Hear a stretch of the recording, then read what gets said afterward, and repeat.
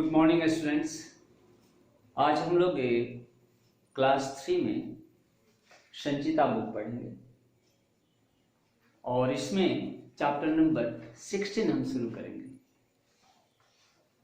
Chapter number 16 दामन और पिथियस। दामन और पिथियस जो चैप्टर है इसमें पेज नंबर 128 पर देखिए नए शब्द दिए गए हैं। मित्रता, दोस्ती, क्रूर, कठोर दिल वाला, अत्याचारी, निर्दयी, अंतिम, आखिरी, तो बहुत सारे शब्द हैं। इसे आप लिखेंगे और लर्न करेंगे। नए शब्द दामन और पिथियस कहानी जो है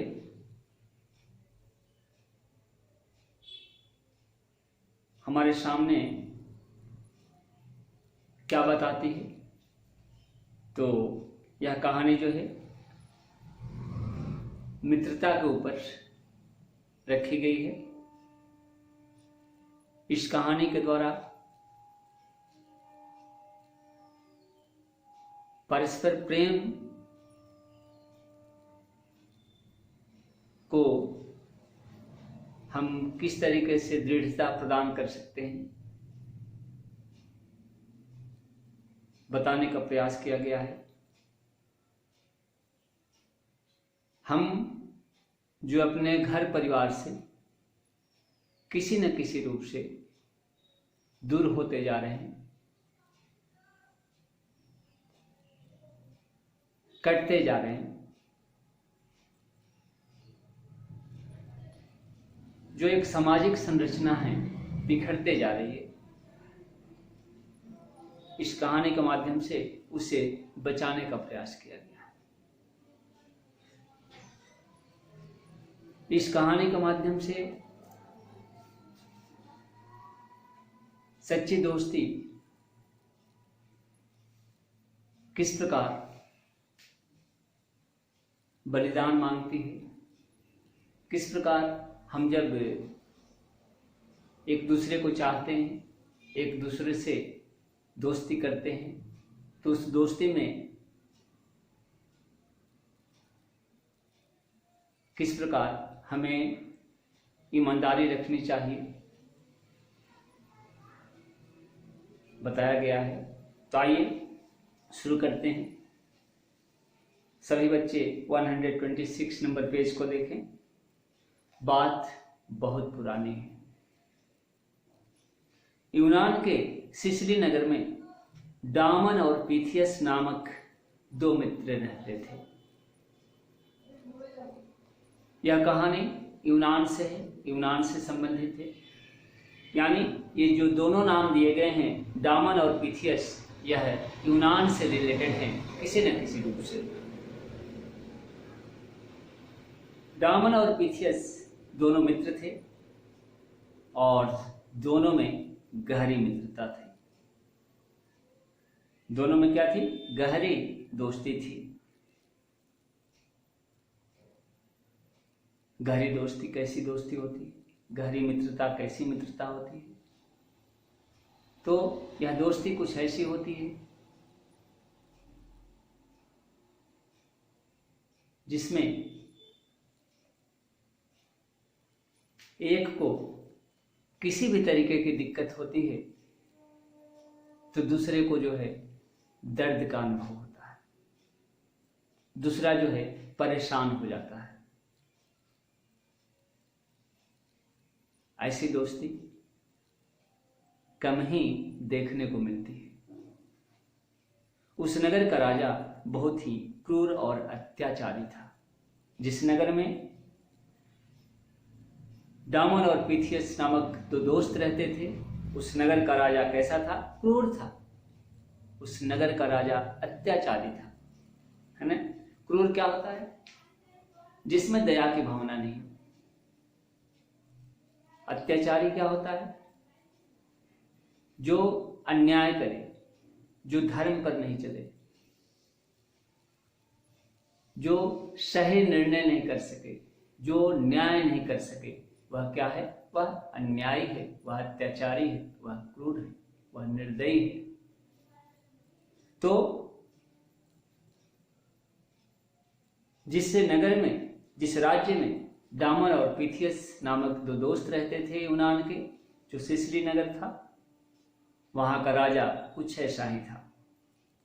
एक बार की बात है, एक बार क्या होता है, राजा ने पीथियस पर कुछ दोष लगाकर उसे कैद कर लिया और उसे फांसी की सजा सुना दी। भले पीथियस दोषी हो या ना हो, लेकिन दोषारोपण किया, किसी भी प्रकार से, किसी भी तरीके से उस पर दोष को मढ़ दिया और उसे जेल में डाल दिया और उसे फांसी की सजा तक सुना दी।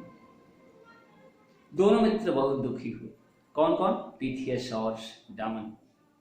लेकिन यहां तो राजा का आदेश है, राजा के आदेश के आगे उनकी एक न चलती। राजा जो निर्णय लेता है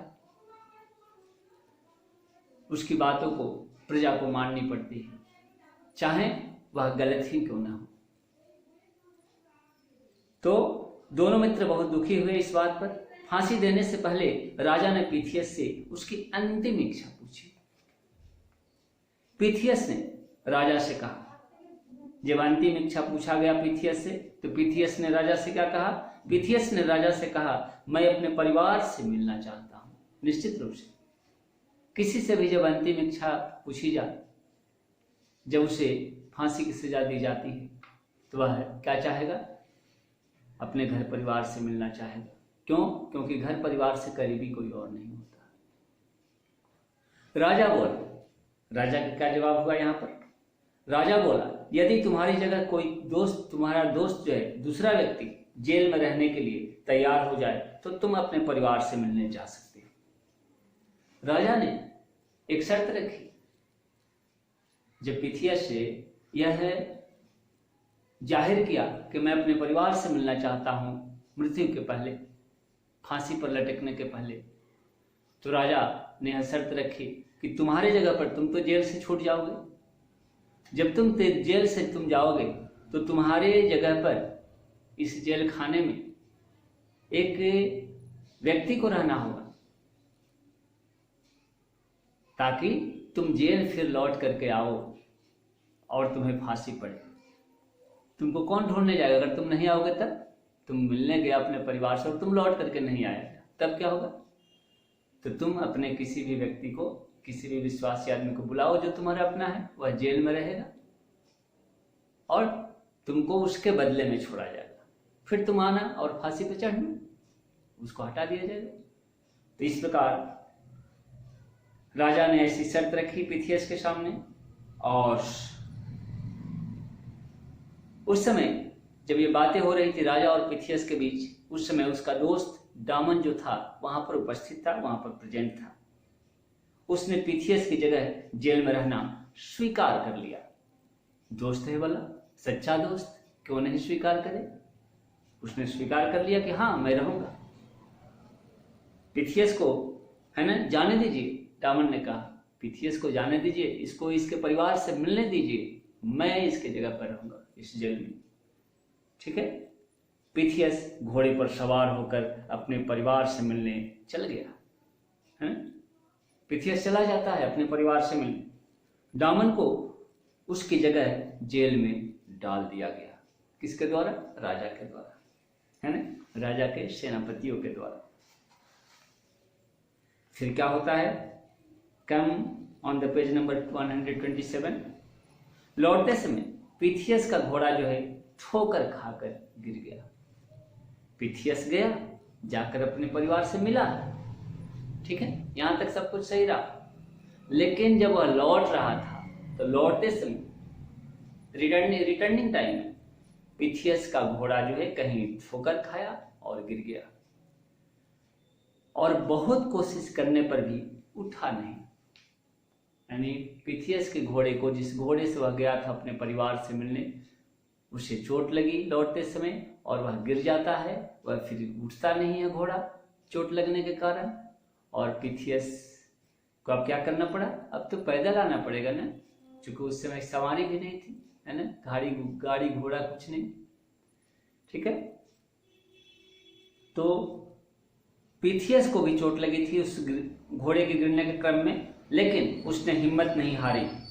पिथियस परेशान होने लगा कि अगर मैं समय पर नहीं पहुंचा तो मेरे कारण मेरे मित्र का जीवन समाप्त हो जाएगा। क्यों? क्योंकि उसको फांसी पड़ जाएगी, है ना। अब तो घोड़े से लौट नहीं सकता था, घोड़ा तो तेजी से पहुंच जाता, लेकिन अब तो उसे पैदल जाना पड़ रहा है, तो इसलिए पिथियस परेशान हो जाता है। दूसरी ओर जब पिथियस निश्चित समय पर नहीं पहुंचा तो डामन मन ही मन अत्यंत प्रसन्न होने लगा और क्या सोचने लगा, आह, आज मेरे मित्र के लिए मेरा जीवन काम आएगा। देखिए यहां पर दोस्ती, एक तरफ पिथियस परेशान है कि अगर मैं समय पर नहीं गया तो मेरे दोस्त की जान चली जाएगी। दूसरी तरफ देखिए, डामन यहां सोच रहा है कि बहुत अच्छा हुआ, पिथियस भले ही नहीं आए, वह समय पर नहीं पहुंच रहा है, ये बहुत अच्छा हुआ। डामन को खुशी हो रही है। क्यों? क्योंकि आज मेरा जीवन यानी डामन का जीवन पिथियस के काम आने वाला है। यानी पिथियस की जगह पर किसको फांसी दी जाने वाली है? डामन को फांसी दी जाने वाली है।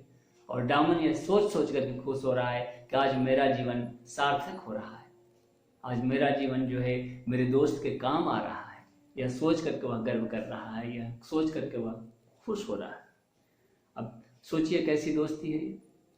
निश्चित रूप से अगर हमारे साथ ऐसी बात होती तो हम क्या कहते कि लो, ये तो धोखा देके चला गया, या अब ये लौट करके नहीं आएगा, ये तो धोखाबाज दोस्त निकला, है ना। लेकिन यहां उल्टा था।